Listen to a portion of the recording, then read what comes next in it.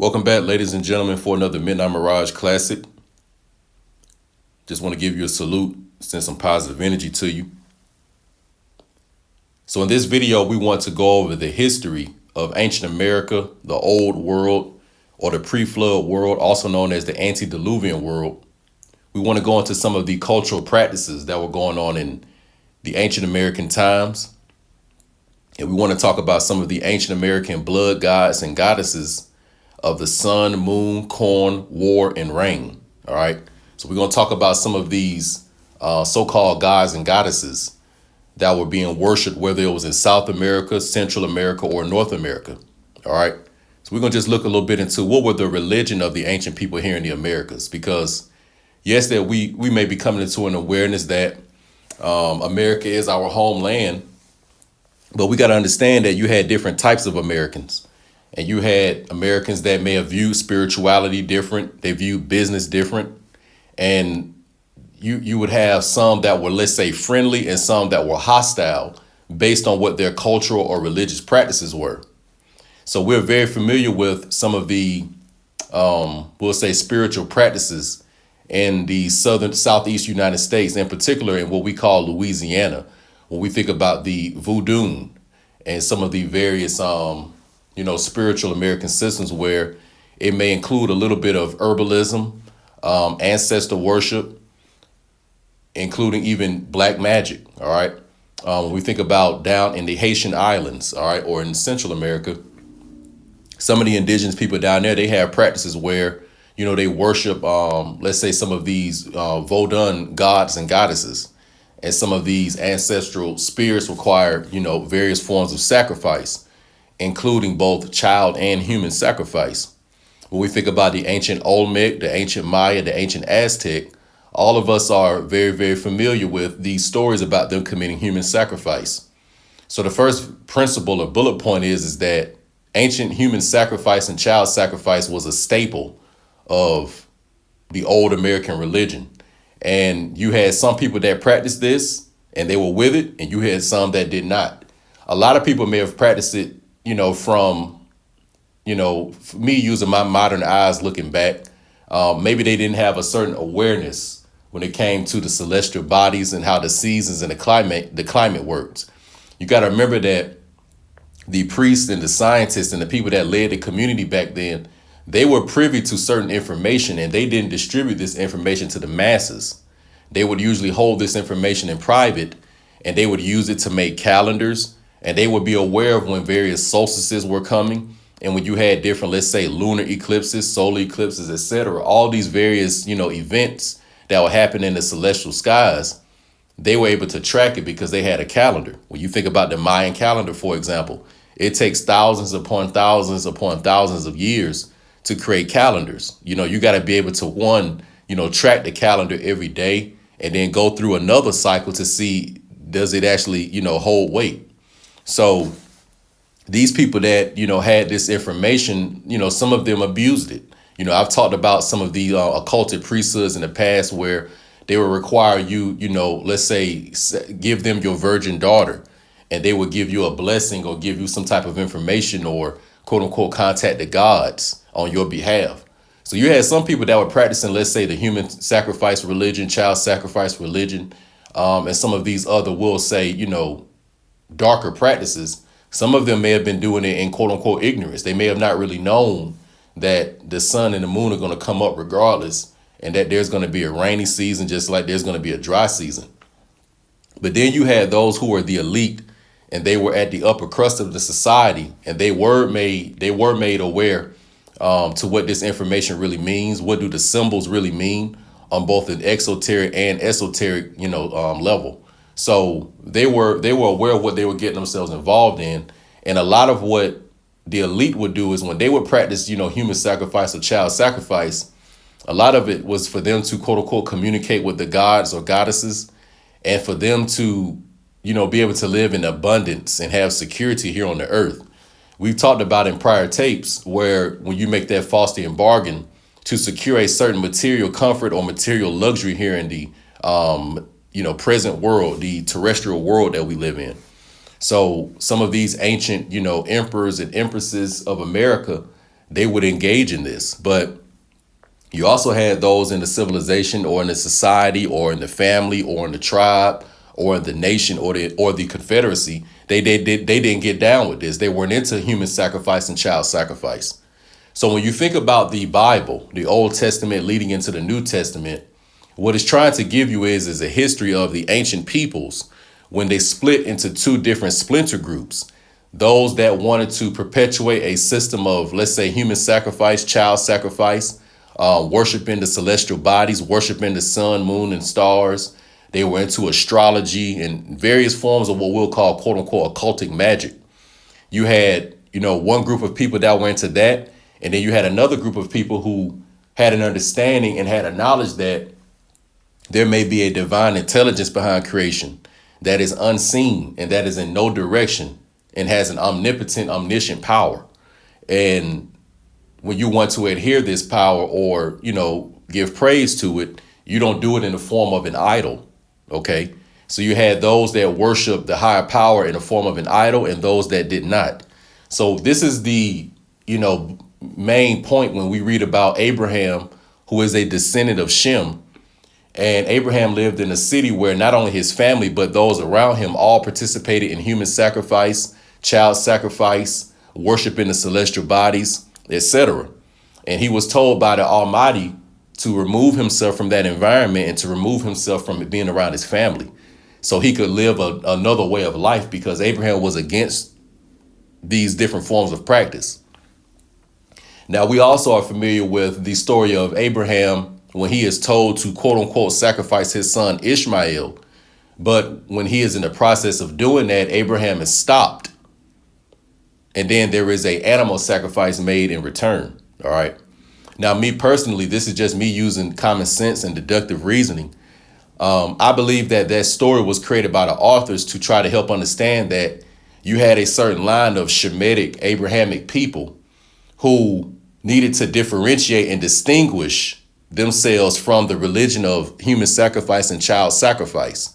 So when it says in the Bible that the Almighty Creator or the Almighty stopped Abraham from committing child sacrifice, this was to distinguish this new way of life versus the old way of life that was in the surrounding environment.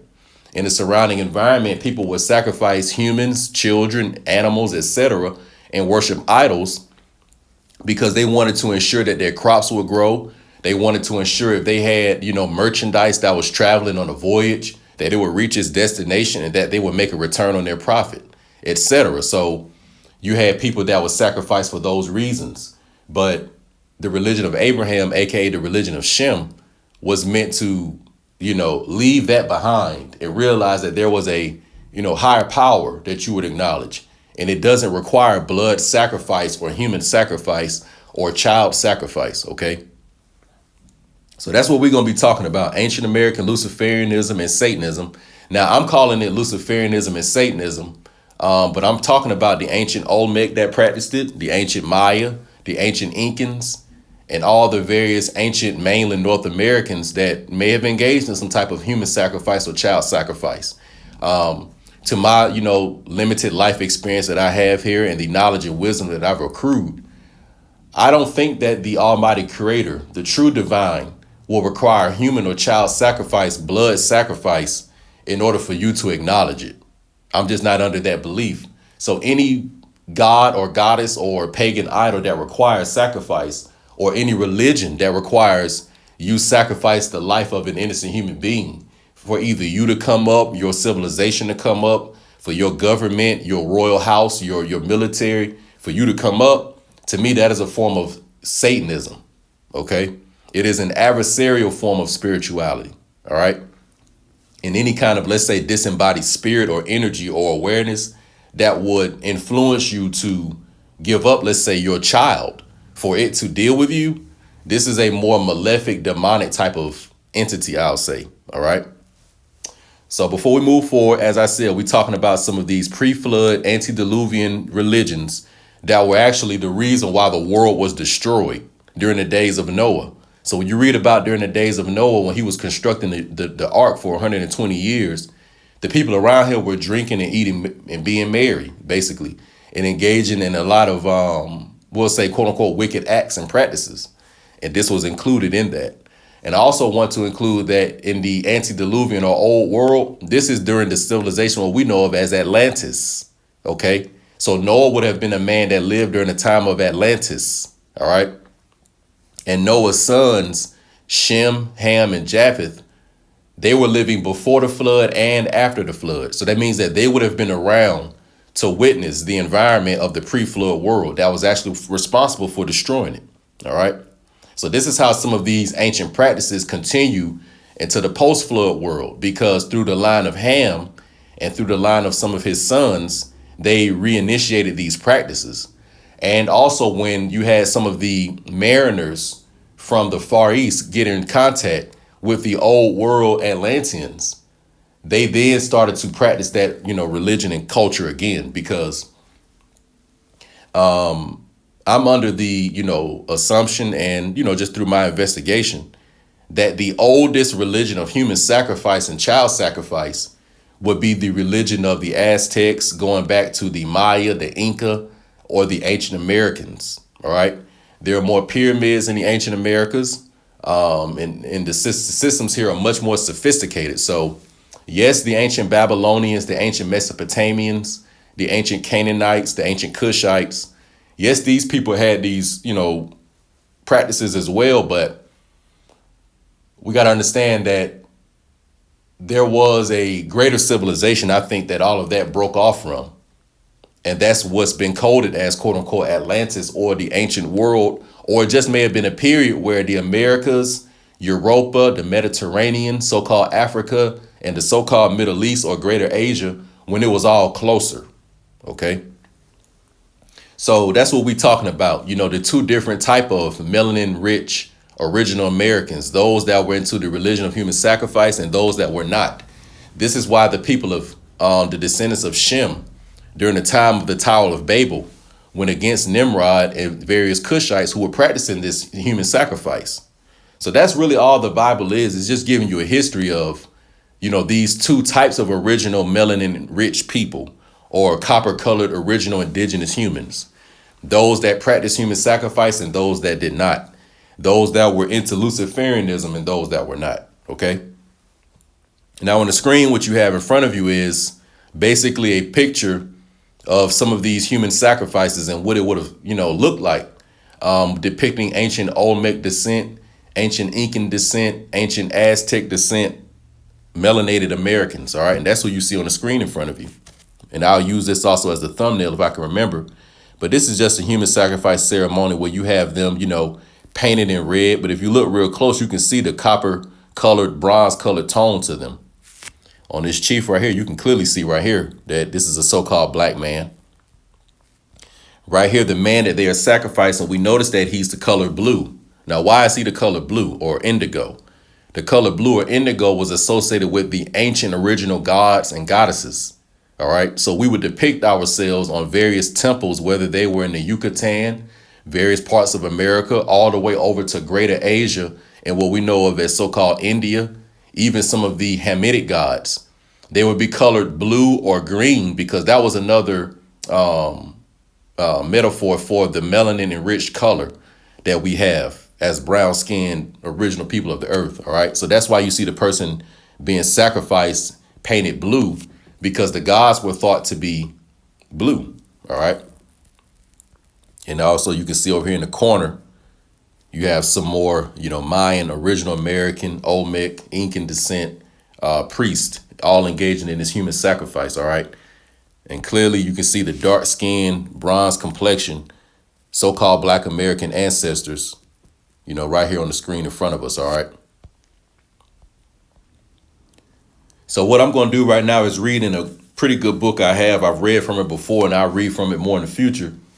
But it's called Mysteries of the Ancient Americas, the New World Before Christopher Columbus. Mysteries of the Ancient Americas, the New World Before Christopher Columbus. And it was published by the Reader's Digest Association Incorporated out of Pleasantville, New York, and Montreal. So once again, the book is called Mysteries of the Ancient Americas, the New World Before Columbus, and it was published by the Reader's Digest Association Incorporated out of Pleasantville, New York, Montreal. So that's the resource that we're coming from. And I'm just going to read about a variety of things that pertain to our subject of ancient American occultic practices. So the first thing that we're going to talk about are Phoenician mariners and the ancient American connection, because through literature or history in school, you all may have come across that term Phoenician, or maybe just in your investigation on the internet.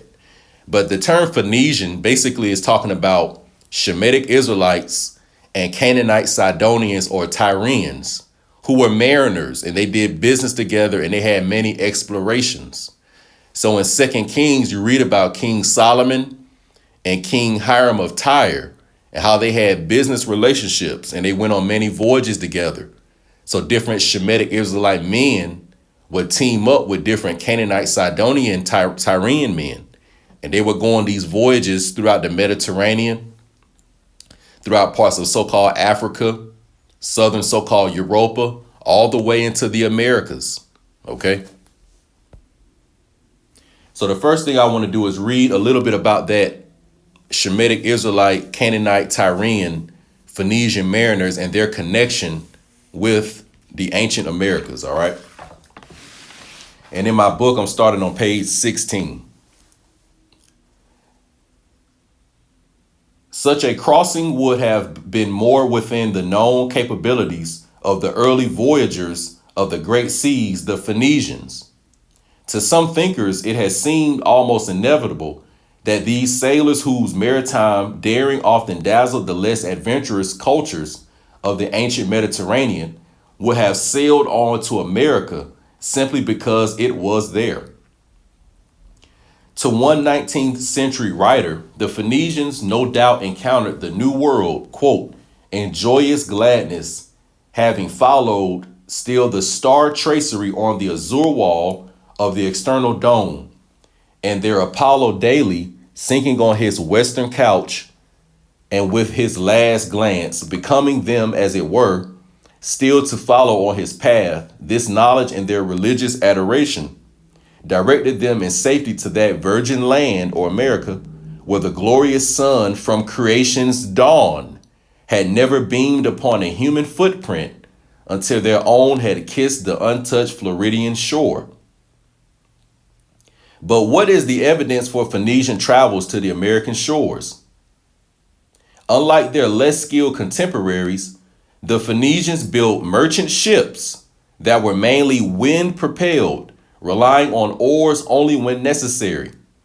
By 600 BC, the Phoenicians, or Shemitic Israelites and Canaanite Sidonians, had ships that could carry 50 to 100 tons, making them equal in capacity to the Portuguese caravels of the 15th century.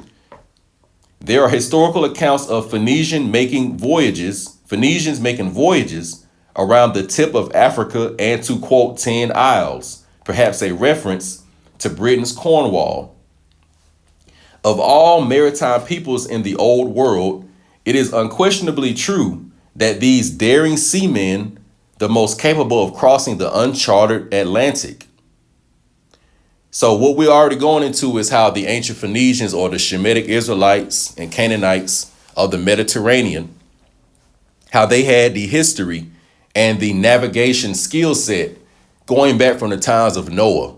All right, going back from those that were coming from the antediluvian world, because not all information was lost. So it talks about how the Phoenicians, quote, built merchant ships that were mainly wind propelled, relying on oars only when necessary, and that by 600 BC, the Phoenicians had ships that could carry 50 to 100 tons. All right. So they had the capability to move around through the seas, and they had the maps from the old world. All right. So remember, when people travel around and they do business, they also trade cultural ideas and they trade certain religious practices. All right. So I want you to think about how the ancient Shemitic Israelites, they learned a lot of their, let's say, business and merchant skill sets, banking, finance. They learned a lot of that from the Canaanite Phoenicians. And remember, the Phoenicians, or the Canaanites rather, they worshiped Baal or Moloch, all right, or Saturn. And he was known as a fertility god. And fertility is always associated with business and abundance and things flourishing. So these Phoenicians were very, very serious about them making a return on their investment when they going on these long voyages and long ships. So they were willing to do anything to make sure they would make their money back. And that would include making sacrifices to Moloch. All right. Let's continue. If so, what traces have been found of their visit? Again, there are cultural parallels that pique the curiosity. Were the Phoenicians who practiced child sacrifice responsible for teaching this fairly unusual as well as shocking practice to the Gulf Coast of the Olmecs? Does an Olmec relief carving depict an ancient Phoenician, since the figure is bearded and spots the upturned shoes worn in the Eastern Middle East, in the Eastern Mediterranean? All right. So the part that I wanted to, read is how the author is trying to introduce the idea that is it possible that the Phoenicians who practiced child sacrifice either taught this to some of the people of the Gulf Coast Olmec, or if they learned it from some of the indigenous people of the Gulf Coast Olmec. Because, as I said before, I think that the ancient American practices are much older. And when they're talking about ancient Mesopotamia and some of these original cradles of civilization, the Fertile Crescent, etc., I think that they are talking about what we know of as the Gulf of Mexico or the Americas. It's much more plush and much more green over here than the so-called Middle East. Okay? So the same way that it's green and plush here today in 2024, it was like that in the ancient world. In the so-called Middle East, where they say the Fertile Crescent is and the cradle of civilization, it's a very, very desert-like arid area. It may have not always been like that, but that's how it is today.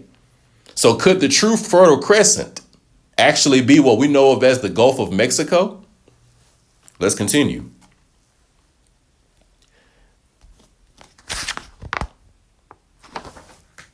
All right.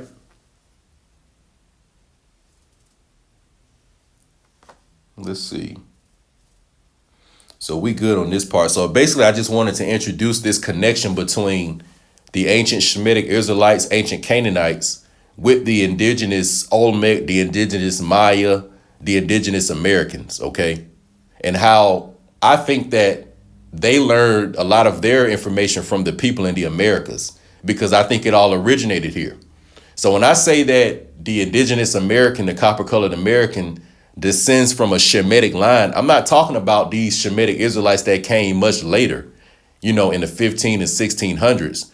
I'm talking about an ancient Shemitic Hebraic line that was in the Americas before the flood, during the days of Noah and Shem, before the flood even happened, during the antediluvian world or the old world. So I'm saying that the ancient Shemitic people of the Americas, they're much older than what we know of as the so-called Israelites. And when I say Shemitic, I'm using a biblical term, but these are the people I'm talking about as the Mayan, the Aztec, the Inca. Aztec came much later, but their ancestors, basically the original Americans, the Atlanteans. All right. So I just wanted to talk about that a little bit, and how they had dealings with some of these people that you know of in the so-called Bible. All right. So the next thing we're going to do is now we're going to go to page 139, and we're going to read about ancient American civilizations who practice bloodletting and human sacrifice a little bit more. In particular, the Mayan and the classical Olmec, all right? The original Maya and the original Olmec, all right? So on page 139, reading about the Olmec a little bit. The magnificent art of the Olmec, by which today we can trace their march across Mexico, is only the visible sign of the civilization's role in the history of Mesoamerica. What else they bequeath to the Indian cultures that followed is often intangible, but no less real. Both the Olmec and the classic Maya, 1,000 years later, enshrined and portrayed their rulers as specific individuals of power and authority.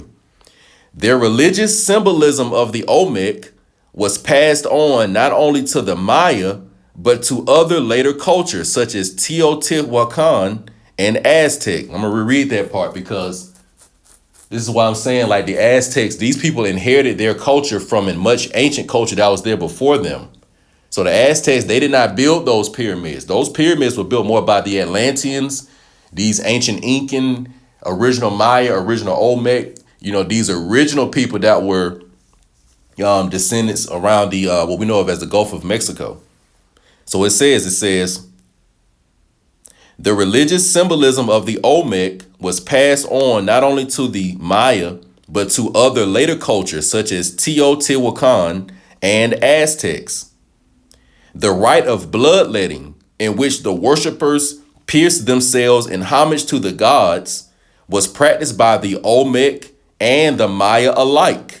Sharp instruments of jade and stingray spines have turned up in both regions. I'm going to reread this. It says the rite of bloodletting, in which the worshippers pierced themselves in homage to the gods, was practiced by the Olmec and the Maya alike. Sharp instruments of jade and stingray spines turned up in both regions. All right. So we just, keeping up with our historical tracing of, the religion of bloodletting, the religion of human sacrifice. And it dates all the way back to the original classical Maya and the original Olmec. All right. So now we're going to go over to page 284 in the same book. And we're going to start in this chapter called The Aztec and Their Fierce Deities, Gods and Goddesses of the Sun, Moon, Corn, War, and Rain dominated the pantheon of the Aztec. To sustain life on earth, their religion demanded that certain deities be appeased with the sacrifice of human blood. I'm going to repeat that one more time and put this full on the screen so we can see it.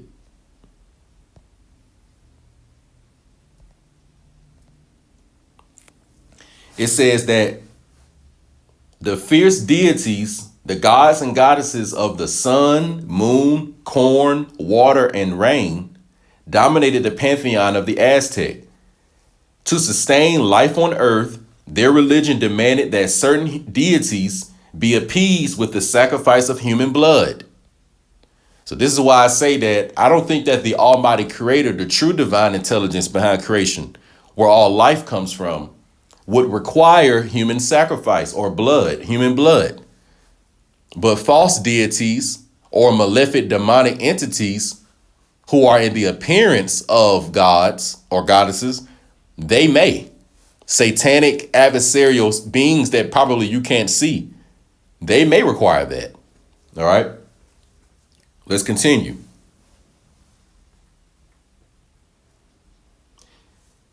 For nearly 2 centuries leading up to the Spanish conquest in 1521, the Aztecs were a powerful presence in Mexico. At the time of the Spanish landfall, their empire stretched from the Gulf Coast to the Pacific, with influence reaching far to the south. The legendary Emperor Moctezuma sat in the seat of power in the beautiful city of Tenochtitlan. As in other Mesoamerican cultures, religion was the ruling force in the daily life of the people. From sunrise to sunrise, from birth to death, every activity was regulated by gods and religious ritual. Now, this is very important to get because although we may be reading about the Olmec and the Maya, but that religion also made its way into mainland North America. So when you study the different tribes in the Southeast, for example, the ancient Timucua, who were in what we call modern day Florida, when they were approached by, the Europeans in St. Augustine, some of the recordings that they had reflect some of these same sacrificial practices of them worshiping the sun god or the stag god. All right. When I say the stag god, I'm talking about the so-called male fertility deity that has the head of the male deer with the antlers. He's also known as Cernunnos or Cernunnos in some of the Celtic pantheon of what we call so-called Europa. So this is why when a lot of the people, the melanin rich people from Europa came to the Americas, if they were already worshiping Cernunnos or the stag god and they were practicing occultism because they may have been, let's say, Druid priests or something like that, when they came to the Americas and they saw indigenous tribes worshiping a god that was very similar, they could relate to them. So this would also this would also determine when the melanin rich Europeans came to the Americas, this would determine what copper colored tribes that they would hook up with. A lot of them had certain same religious practices, business practices, etc. Okay, let's continue. In Aztec belief, 4 different creations preceded the present world. Each was ruled over by its own sun, and each in turn was destroyed by a different cataclysm. This myth did not originate with the Aztecs. Similar stories of multiple creations were also cherished by the Maya, who predated the Aztec in the annals of Mesoamerican history. The 5th world of the Aztec, or 5th sun, came into being when the twin gods Quetzalcoatl, whose name in Nahuatl, the language of the Aztec, means plumed or precious serpent, and Tezcatlipoca, or smoking mirror, descended from the heavens with the earth goddess, let me get this right, Tlachtectli. I know I screwed it up, but y'all don't get mad at me. She appeared in the form of a monstrous toad with jaguar fangs and claws, and with ferocious snapping mouths at the joints of her arms. Seeing this awesome creature floating on the otherwise lifeless primordial waters, the 2 creator gods transformed themselves into giant serpents, grasped the goddess with their coils, and tore her into 2. With one half they made the new earth, the other half they took back to the heavens, where it brought forth many gods.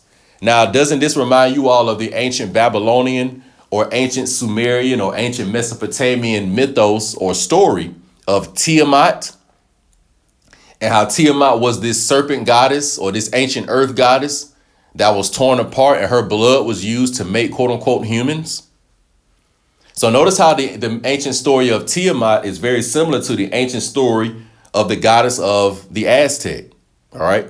And as far as how to spell her name, you spell the goddess of the Aztec, the earth goddess, or the Aztec equivalent of Tiamat. You spell her name Tlaltecutli. Okay. So let's continue. All right. All right, let's read. The Aztecs were latecomers to the Valley of Mexico, settling there in the 12th or 13th century AD, following a long and arduous migration from the north. After passing through and briefly settling at Tula, the Toltec capital abandoned about 1000 AD, these rag nomads hired themselves out for a time as mercenaries and servants to the relatively rich, established towns and cities near the Great Lake that formerly covered much of the central basin of Mexico. It goes on to say, the Aztec were driven by belief that they had been divinely chosen to conquer Mexico by their tribal god, Huitzlopochtli, or in other words, the name of the tribal god of the Aztecs, hummingbird to the left, or left-handed hummingbird. So you spell the name Huitzlopochtli. So that's the name of the tribal god of the Aztecs, who led them to believe that they were going to conquer the land. And this was also named hummingbird to the left, or left-handed hummingbird. It was this tribal deity who in Aztec cosmology became the divine sun and also the god of war, and to whom captured enemy warriors or slaves were offered in sacrificial rites. To the Aztec, the sacrifice of human blood represented a deification rite in which the victim became apotheosized into the very god to whom the offering was being made. So that's why I said that in this example right here, how you see the Aboriginal or original American copper-colored people sacrificing this person right here, where they're about to cut his chest cavity open and pull out his beating heart, but how he's colored blue, because he's colored blue because they're saying that his essence is going to transform into this god. All right. So this god that requires sacrifice of the Aztecs, Huitzilopochtli, this is one of these gods that, they were captured because it was a god of war. It was a sun god, and all the enemy warriors or slaves were offered to this god in the sacrificial rites. Okay. Let's continue. According to their legend, Huitzilopochtli had given them an omen. Their long journey would end when they saw an eagle lighting on a cactus. All right, I'm going to continue to more of what we're dealing with, because we're dealing with right now the human sacrifice element. All right, so let's read real quick. So here we have right here, I don't have an image of it on the screen, but basically, human sacrifice was central to Aztec religious rituals, as vividly illustrated in the scene at left from a 16th century codex. The priest at the top of the temple, the priest at the top of the temple steps removes the heart of one victim, while another lies at the bottom of the stairs. The still beating hearts, used to appropriate to the gods, were placed in stone receptacles, such as the one above, a more than 7 foot long carved jaguar weighing over 6 tons. So what the Aztec priests would do is they would basically, at the top of some of these pyramids or at the top of some of the temples, you would have this gentleman like you see here laying on top of a stone bed, and the priest will pull out the beating heart.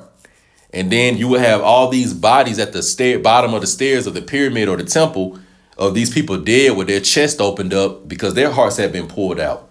And this heart was actually a sacrifice made to that war god or that sun god, by the name of, let's read that name one more time, Huitzilopochtli. That's the name of the god that they would sacrifice to. So they would use this blood to appease this god. All right. And this is what, in their mind would determine, abundance, growth, rain, and a return on profits. Okay. So this is the same kind of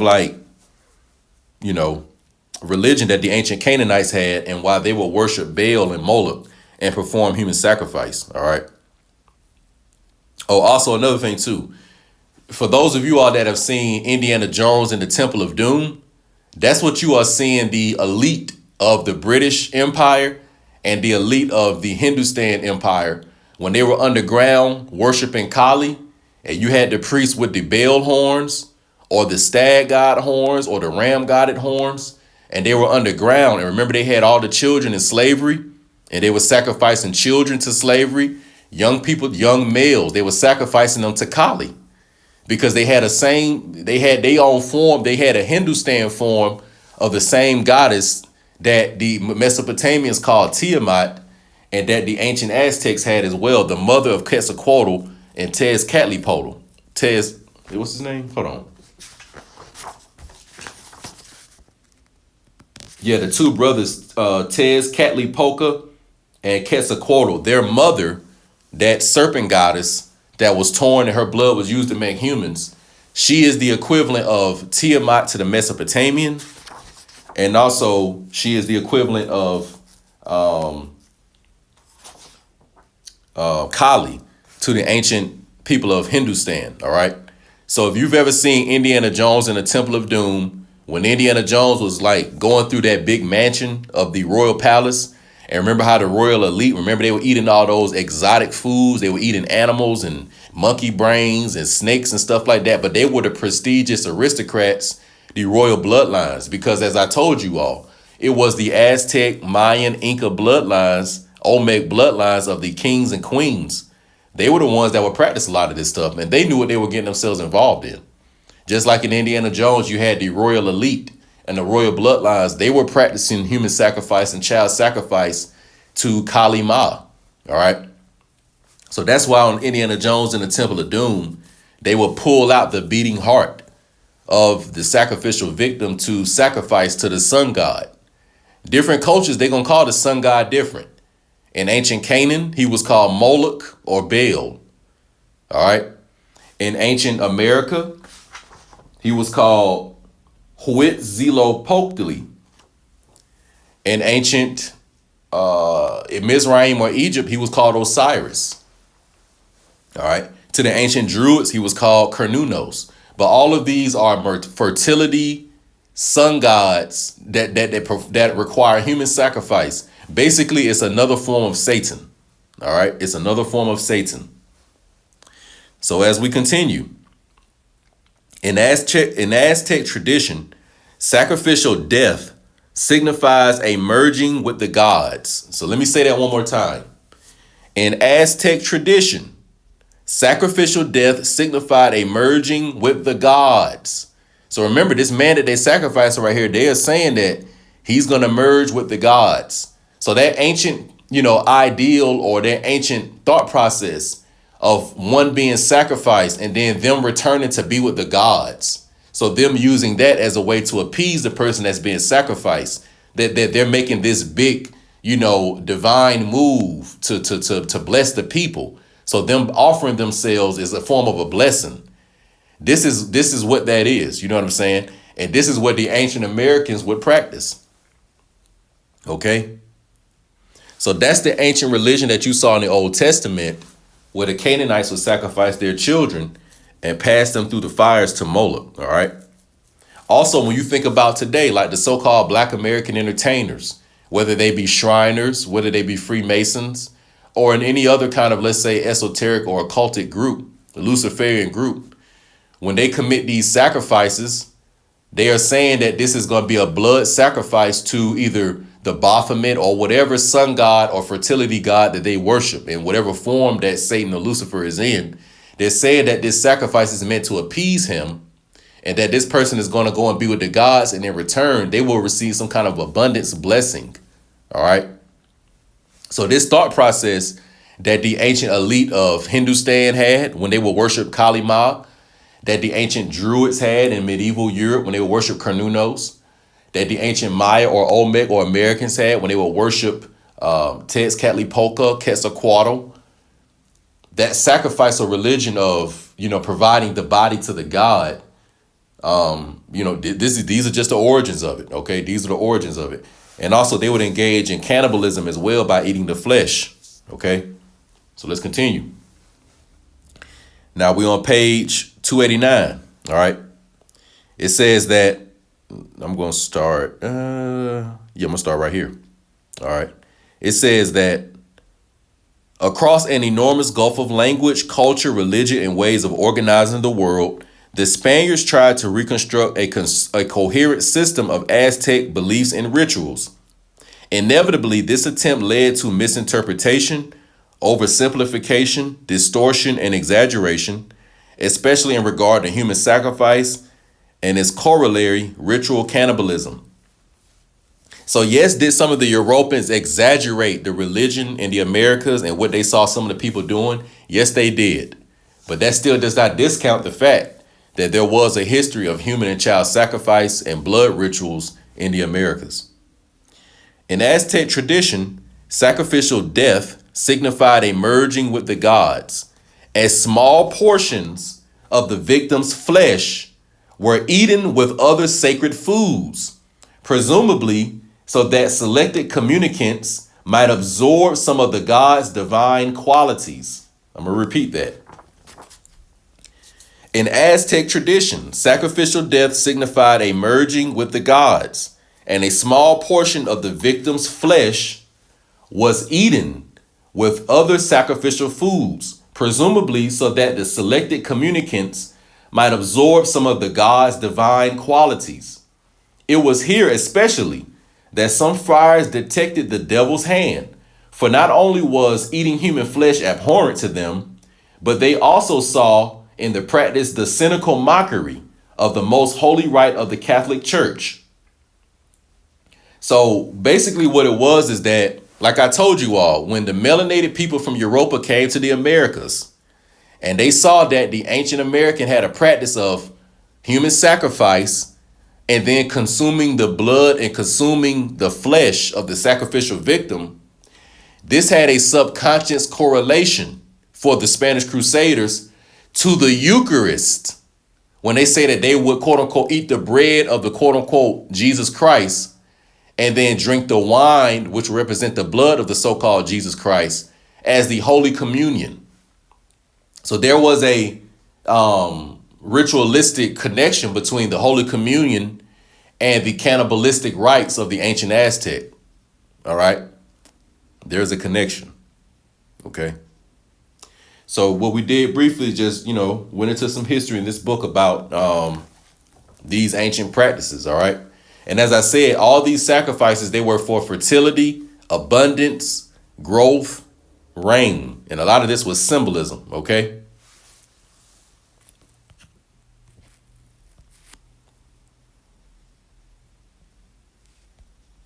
So as I told you all, these practices, they go back to the ancient Americas as well as the Old Testament. In Leviticus chapter 18, verse 21, it states, and this is the Israelite leadership talking to the people. You shall not give any of your children to offer them by fire as a sacrifice to Moloch, the god of the Ammonites. Nor shall you profane the name of your God by honoring idols as gods. Another translation. You shall not give any of your children to pass through the fire and sacrifice them to Moloch, the fire god. Nor shall you profane the name of your God by giving it to false gods. I am the Lord. So this is what I said during the day of Abraham and Shem, that there was a distinction made between the ancient religion of human sacrifice and a new carved perspective and understanding that I think originally man and woman had before the fall. The understanding that there is an almighty divine intelligence responsible for creation. And this almighty divine power will not require human and blood sacrifice. So this is why the prophets told the Israelites to not pass their children through the fire. You shall not give any of your children to offer them by fire as sacrifice to Moloch, the god of the Ammonites. So the Ammonites, they just called the fertility god or the sun god, they just called him Moloch. Same thing that the Canaanites called him. So remember, this demonic spirit goes by different names in different cultures. So what he's called in ancient America, it may not be the same as what he's called in, let's say, the ancient Levantine or in ancient Europa, or ancient Far East Asia. But understand that all of them have a sun god, a moon goddess, different star gods. And if these guys require blood sacrifice, these are gods that are in a personification of what we know of as Lucifer or Satan. Okay.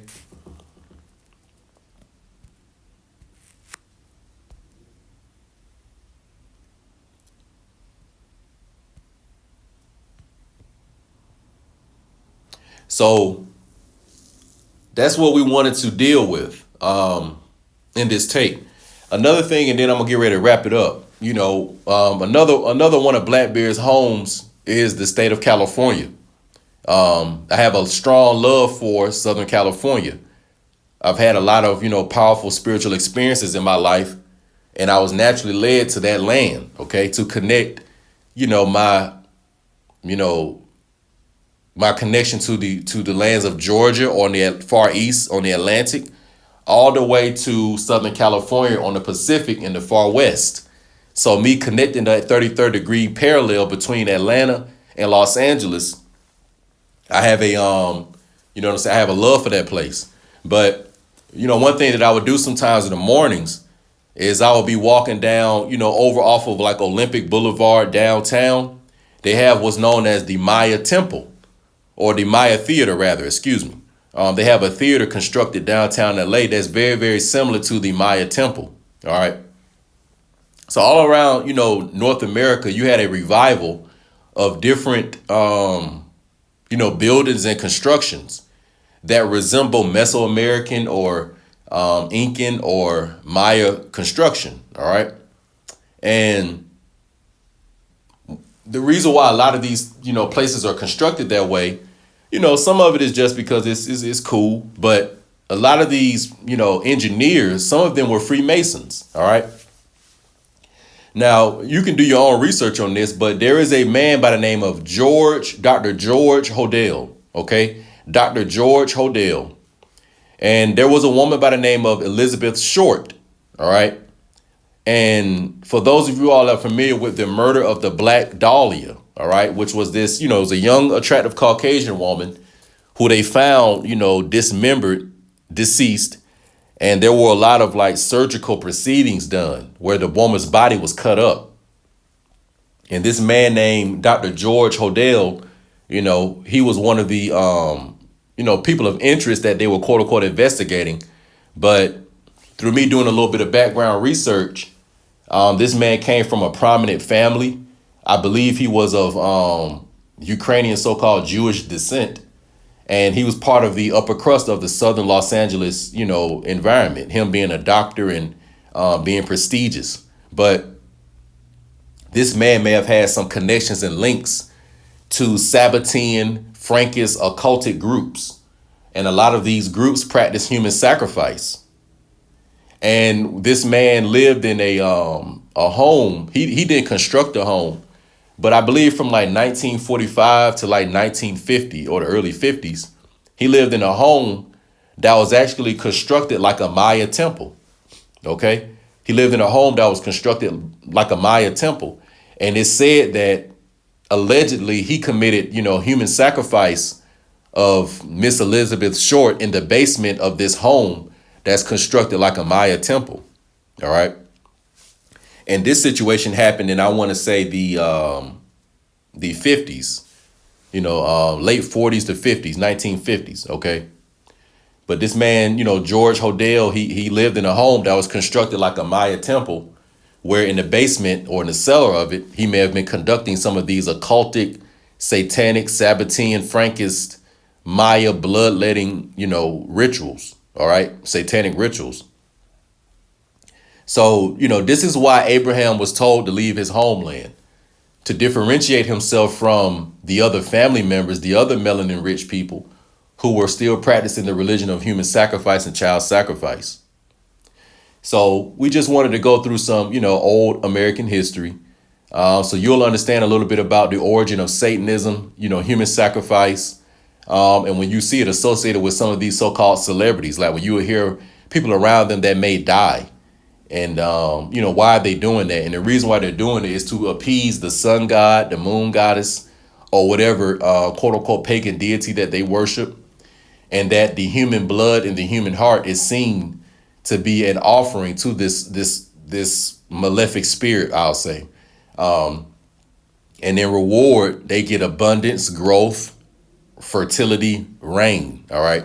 So when they say that, the quote unquote American Indian worship the rain god, a lot of that is symbolic. They didn't actually worship the sun or worship the moon or worship a star or worship corn. All that was symbolic. These were just symbolisms for the fertility gods or goddesses that they actually were making pacts with. And they were making pacts with this because they wanted to ensure abundance, And I'm going to put that accountability more on the noble, aristocratic, scientific class, the priesthood class of these ancient civilizations, because they knew what they were doing. The masses of the people may have not known. They may have been sacrificing their own children and sacrificing humans, and subconsciously and deep inside and deep within their heart, they may have not wanted to do it. But they thought that that was just the order of the day, and that was what the true higher power required. So they were deceived. Just like Eve was deceived by that wise serpent or that wise person in the garden, or during the days of the cradle of civilization. All right. When original man and woman, ruled the earth. OK. So understand that, this Luciferian deception or satanic deception is what's leading people to commit these human sacrifices and these different blood rituals. All right. And also understand, too, and we're going to close out with this, that the Roman Catholic Church in the 300s AD, a lot of them were, they practiced various, occultic religions, such as Zoroastrianism, like heretical Zoroastrianism, and also the worship of Mithras. all right, or the Mithraic tradition or the Mithraic rites. And in the Mithraic rites, they also have that same sun god. So you're going to see that consistency of that sun god that requires human sacrifice. Okay, so there is no coincidence that in the quote unquote religion of Roman Christianity, that so-called Jesus Christ is said to be a human sacrifice for humanity, and that you worship and honor him by consuming his flesh and consuming his blood in the Eucharist. And there is an ancient American tradition where you consume the blood and the flesh of your enemy, you get the power of the gods. So that's where that practice of the Eucharist comes from. For you so-called Christians out there that don't know why on communion they give you that little wafer of bread and that little plastic container of grape juice that's supposed to symbolize the body of Christ and the blood of Christ. The real Israelite Messiah did not tell the people to do that. Okay, it was all symbolic, and during that time period they were doing the Passover. But the Eucharist is an ancient Canaanite cannibal practice. Okay, so that's why that term cannibal. What word do you hear what two words do you hear in cannibal? You hear Canaan and you hear Baal. So the word cannibal, which is the practice of consuming human flesh, is the religion of the Canaanites worshiping the sun god Baal. So that's where you get the word cannibal from, or a Canaan Baal. Cannibal, Canaan Baal. And the ancient Canaanites taught this to the Israelites. Okay? So this is just some real history, Stay tuned, salute, we out.